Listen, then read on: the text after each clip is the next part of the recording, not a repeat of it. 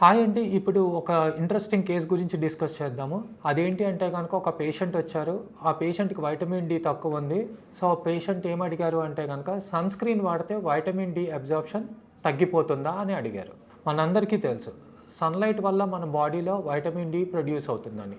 అదే టైంలో స్కిన్‌ని హార్మ్‌ఫుల్ యూవీ రేస్ నుండి కూడా ప్రొటెక్ట్ చేయడానికి సన్ స్క్రీన్ యూజ్ చేస్తామని. సన్ స్క్రీన్ వల్ల వైటమిన్ డి కంప్లీట్‌గా బ్లాక్ అవ్వడం జరగదండి.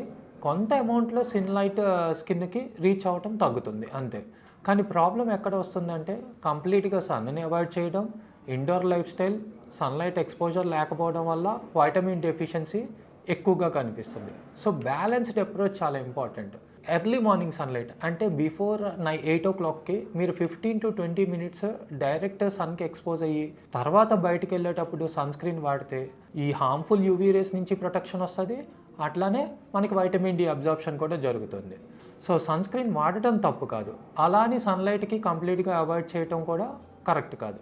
బ్యాలెన్స్డ్‌గా మెయింటైన్ చేస్తే మీ బాడీకి ప్రొటెక్షన్ ఉంటుంది. వైటమిన్ డి కూడా సరిగ్గా వస్తుంది.